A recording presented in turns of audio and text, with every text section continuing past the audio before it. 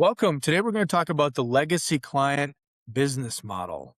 I'm here with Ashley, and this is the foundation of everything we do in business. The legacy client business model is what we teach, it's what we live and breathe. It's what we've done for the past almost 20 years now. Well, it's crazy to And think about, isn't it? it is. It is. And this has been the legacy client business is the best thing we've ever done professionally. Obviously, personally, it's our marriage and our son and all of that. But professionally, figuring this legacy client business out and creating it in our own business life, in our has been the best thing we've ever done professionally. And this is true whether you're just starting your business and you're growing to six figures, or you're already at six figures or multiple six figures and you want to grow to seven figures and you want to do it in a way that it's meaningful, it's relaxed, you can enjoy the business while you can serve clients more while working less. You're going to do it with the legacy client business. It's the best way we've ever seen to do it. Yeah, I can't believe it's been almost 20 years now. And a lot of things have changed. I think that's one of the coolest parts about being in a space where you are either a coach or a consultant or an entrepreneur, an expert. You get to decide how your career path ebbs and flows and shifts over time as your expertise grows in certain Mhm. areas. Yep. So when we started our business, we had a B2C business where we were working with clients around dating and relationships. And that's because both of us have doctorates in psychology. And so we are classically trained as therapists. And we originally started working with couples. And then we realized that a lot of couples get together for um, not the wrong reasons, but they just aren't clear on what really makes them compatible. And so we started our career there helping people figure out who to choose as a partner so that they would be set up for a long term, successful, compatible relationship. So, about 3 years into our business, we had as many clients as we could imagine serving at one time. We'll get into that in a minute because Michael and I actually just had this conversation this morning, and I don't like to work with very many clients at a time. That's not the right model for me, and I can explain why in a little bit. But so we were earning well over 300K at that time, just a couple of years into business. And we learned a business model where we enrolled clients into our first high ticket offer, and then they went on their way. And then we enrolled new clients.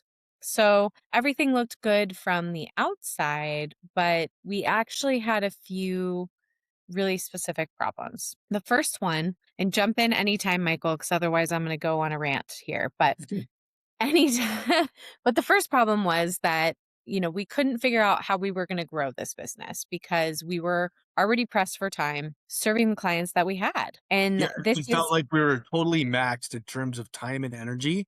I mean, we were already feeling overwhelmed.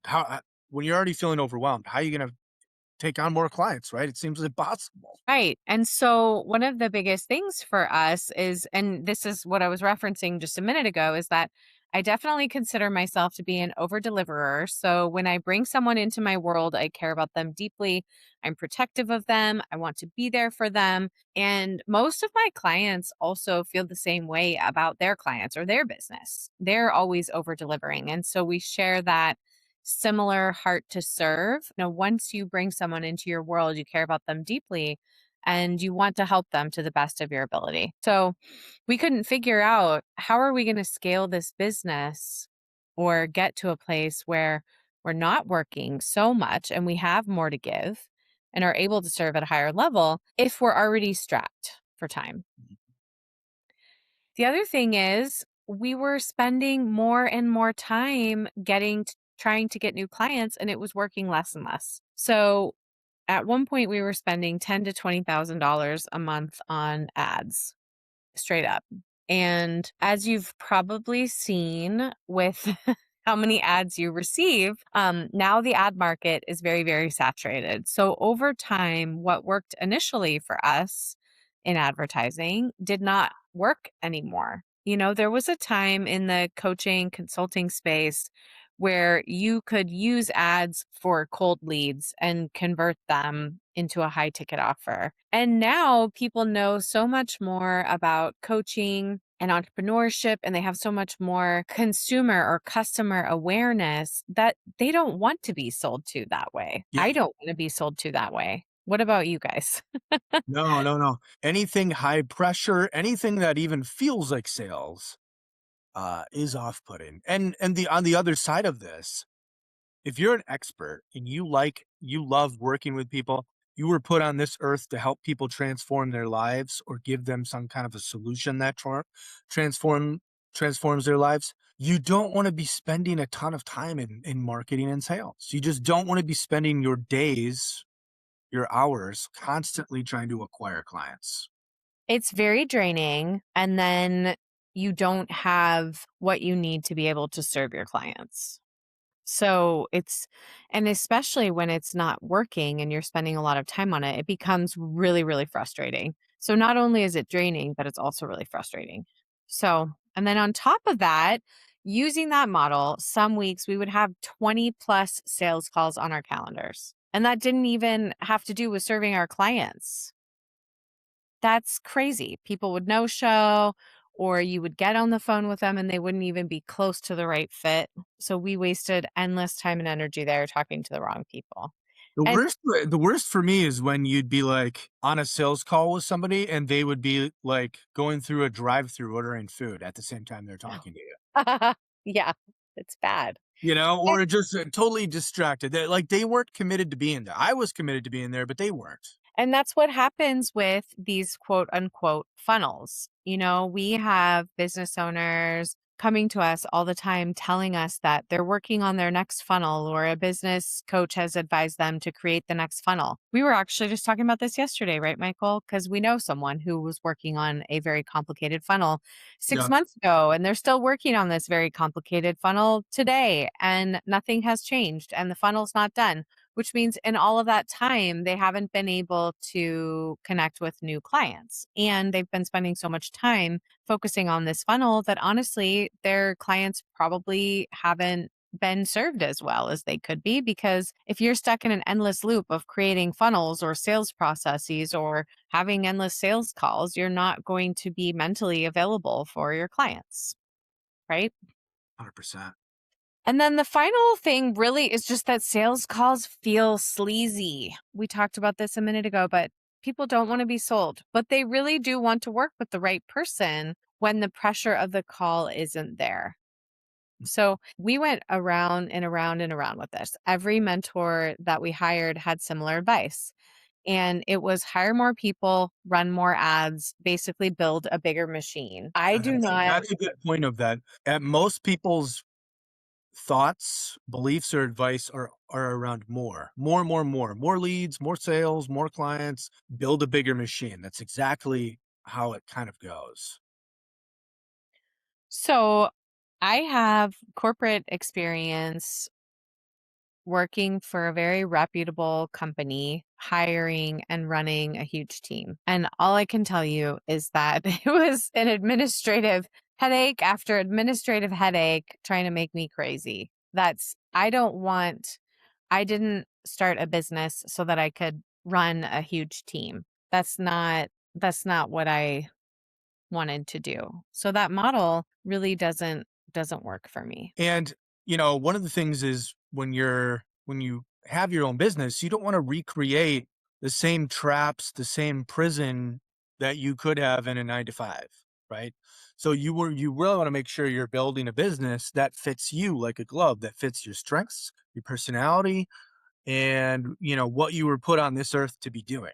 100%. So we wanted to help people on a deep level in the way that they knew they needed it, in the way that we knew they needed it. And we also wanted freedom. So we had to have a really tough conversation with ourselves about what wasn't working. I mean, for me, I was spending time 24/7 working or worrying about working. And even, I mean, like we were doing things like nighttime calls, and our son was home and we didn't want to be doing that. Yeah. We were And when we weren't working, a lot of times we were worried about working, or we would put him to bed and then, we would hang out as a family, put him to bed and then go back to working. And that wasn't a sustainable lifestyle for us. Well, and think about it like this. If you don't have predictable recurring revenue coming in, even if you make two, three, four, five, $6,000 for a new client, it's a one-time payment.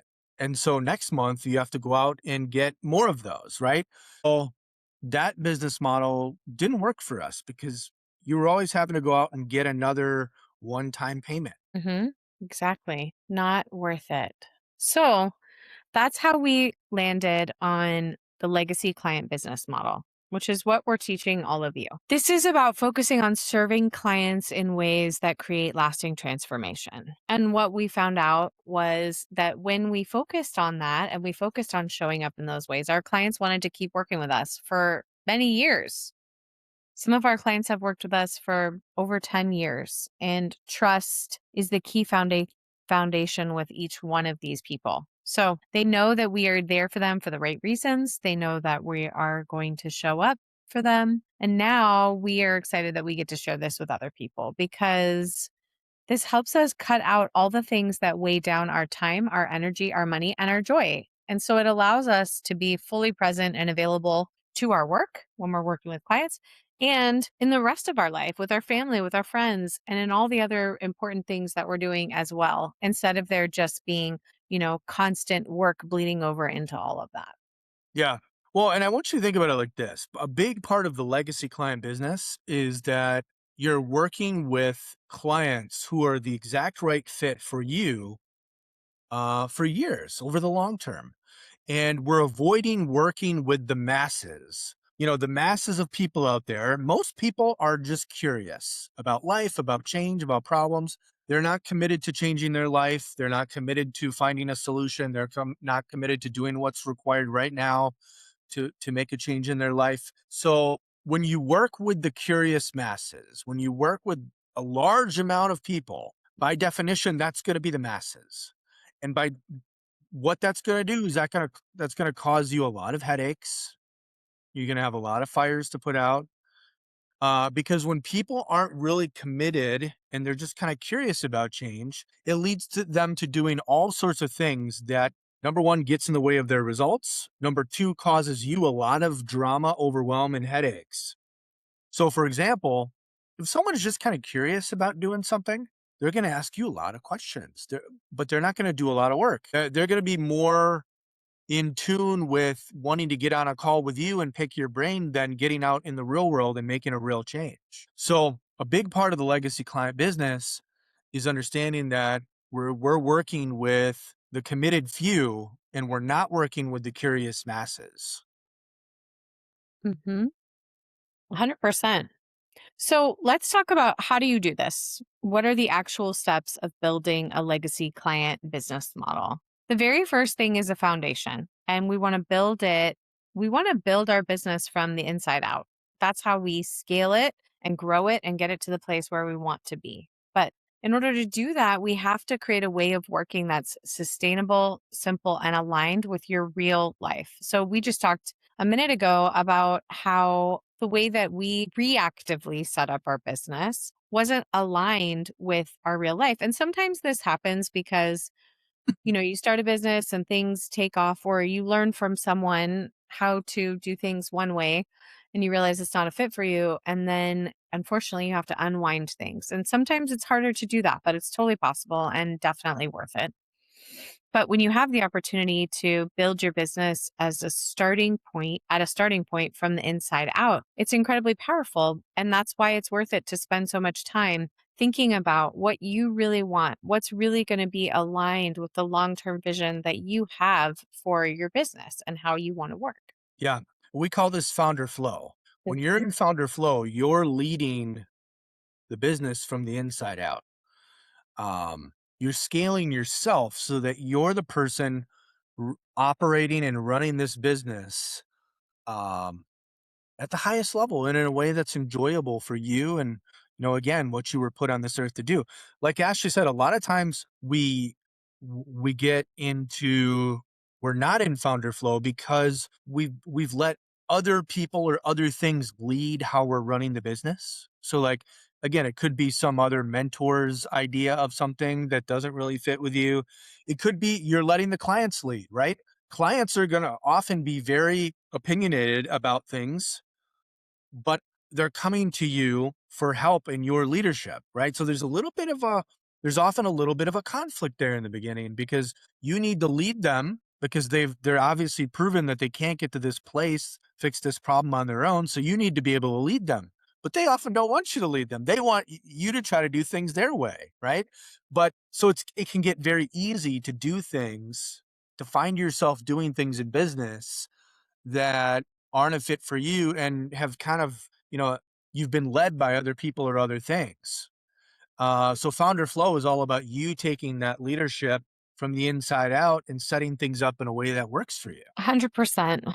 And when you do this and you have this solid foundation, then it's much easier to grow in a way that isn't complex. We help businesses every single day. We help business owners and businesses every single day. And one of the things that we rescue them from is complexity. I can't even tell you how many processes I've seen that are incredibly unnecessarily complex.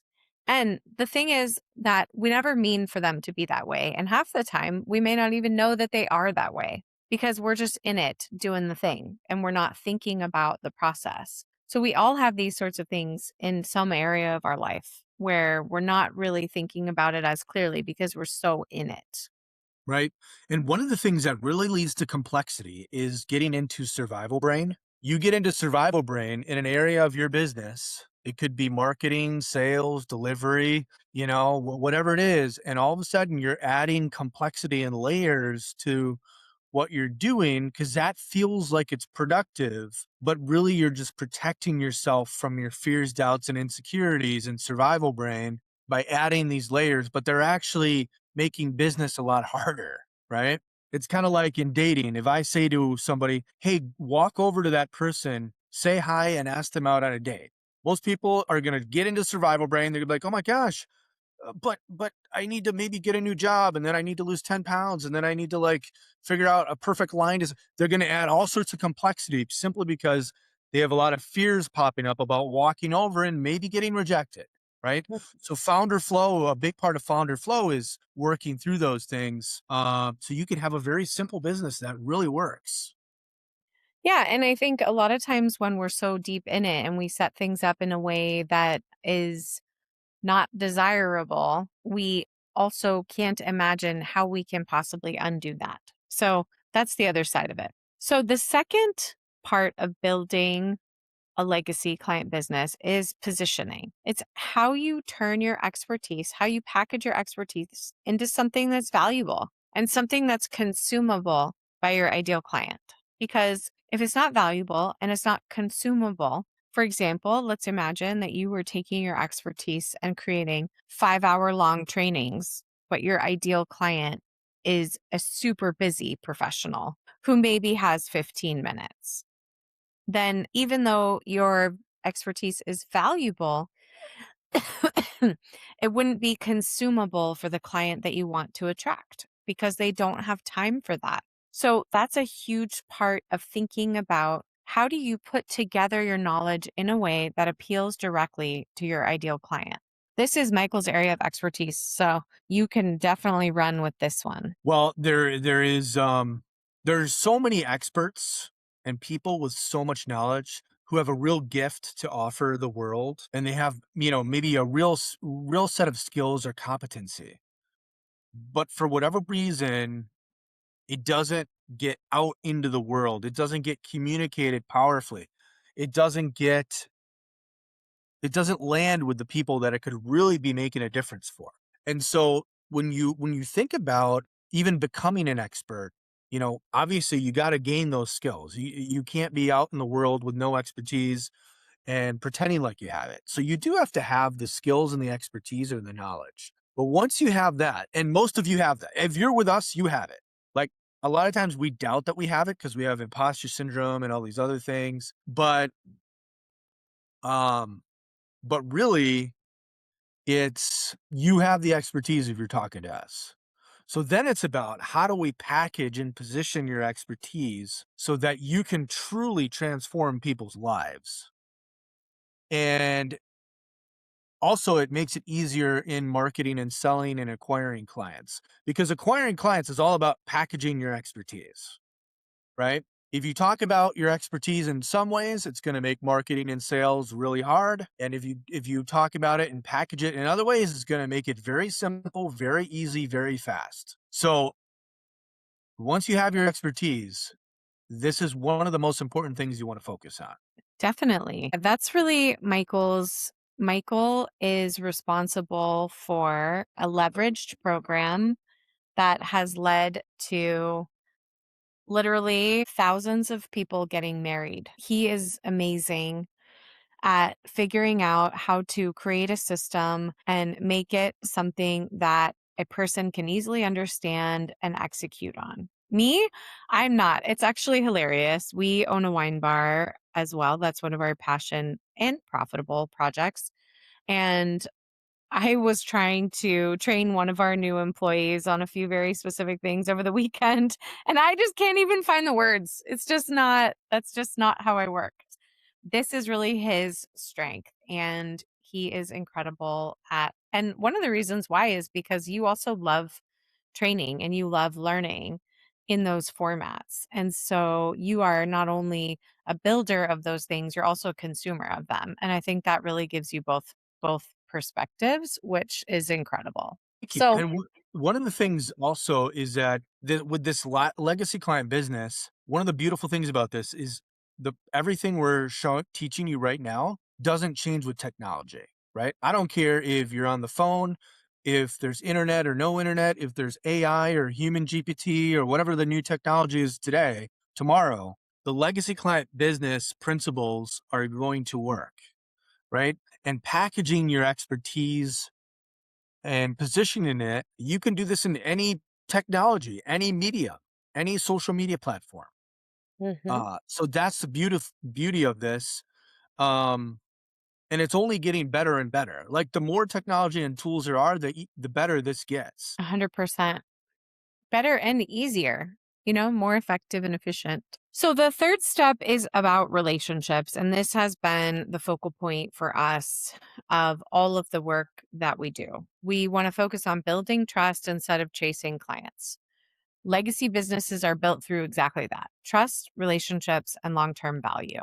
And where we start is in the very beginning of having conversations with people, we want to create the KLT factor, the know, like, and trust factor. And that comes from helping someone feel deeply understood and seen, which all of you can do very easily. You have the talent, you have the insight, you know what your clients are struggling with, and being able to offer them that understanding and seeing them is incredibly powerful and very underrated. So once you've started to create the KLT factor with someone, then you really want to dig into diagnosing the real problem instead of selling. Nicole is also really good at that. Can you talk a little bit Yeah, about the well, so diagnosis? one of the problems that happens. So most people, I would say, they have a one night stand business where clients come in one time, they work on something, and then the clients leave, and you never hear from them again. You don't know if they really got the results, and you probably don't really care. So most businesses are a one night stand business. Ashley and I, and hopefully you're building a marriage type business where we're working with clients over a longer period of time. Now, the benefit of this is that you can diagnose one of the benefits is you can diagnose real problems. When you have a one night stand business model, you're generally not really solving real problems. You're kind of solving the surface level thing the person's talking about or the symptom that's appearing, right? Uh, you're not really getting to the real deep problems because you're not going to do that quickly overnight, right? That's going to take having trust in a relationship. It's kind of like, I don't know, let's say someone has bad breath. And so a one night stand business model is, well, just give them breath mints, right? To solve that. Just show them how to brush your teeth so they have better breath, like momentarily, temporarily, right? But if you really want to solve the deeper problem, you might have to look into what are they eating? What's going on in their gut, right? Like you're going to have to go deeper and solve the real deeper problems if you really want to solve that issue long term. And that's what doing in our type of business, in a legacy client business, we can actually diagnose the real underlying problem and fix that over time, which most people are never getting to. Hmm.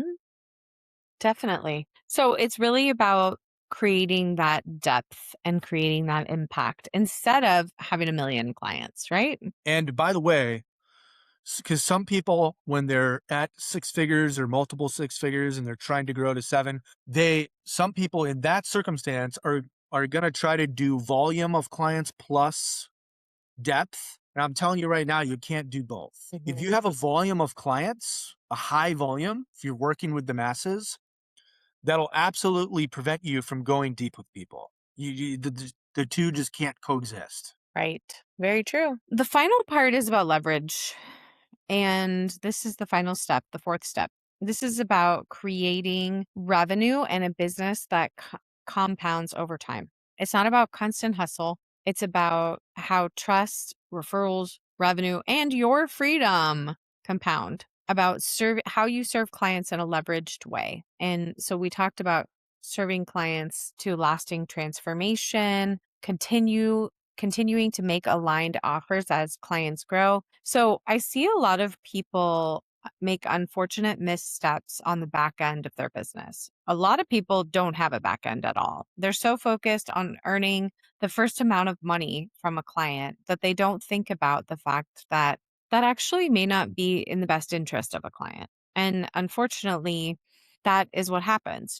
People end up promising the world in an initial proposal instead of being in a position where they are really focusing on serving a client to solve a specific problem to start and then making an ongoing offer to keep helping them. So there's really those two phases. That first phase is acute. When your client comes to you, they're really struggling and they need immediate help to solve one very specific thing usually. And then on the back end, they need to understand how they got to that acute phase to begin with, and for you to help them start setting up processes and procedures and habits so that they don't go back to that acute phase again. So the first phase is about the acute problem, and the second phase is proactively preventing them from getting back to the acute phase. Yep.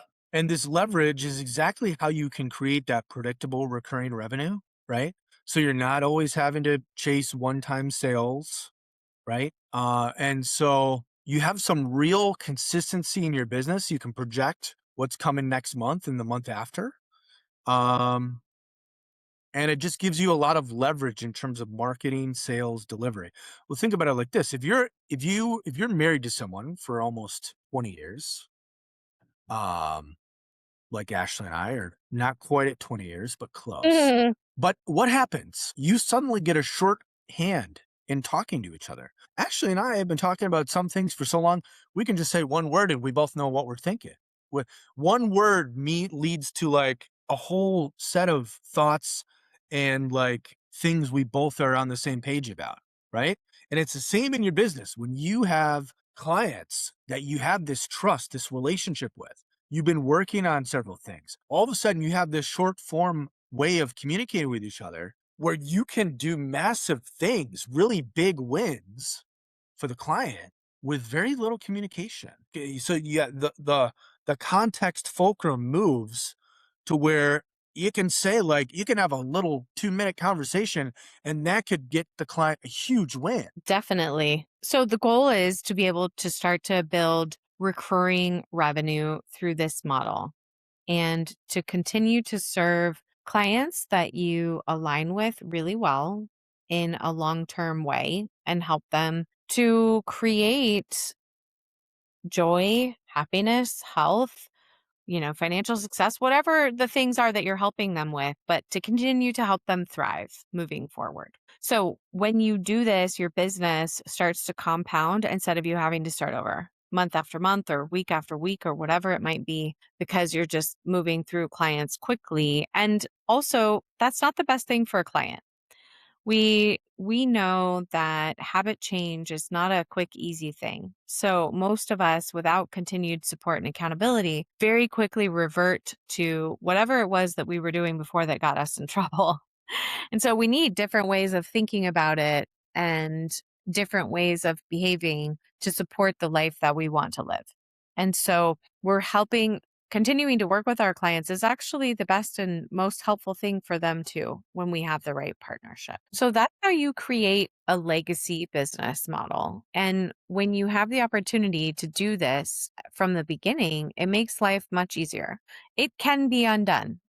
You can reset your business no matter what phase you're in. But it's helpful at the starting phase to be very intentional about how you want your business to grow because you're constantly going to have distractions in your life and be pulled in a million different directions, even by ads that you see, by other people that you see in your industry, by all of these different things. And it's very easy to get deterred from what is important to you.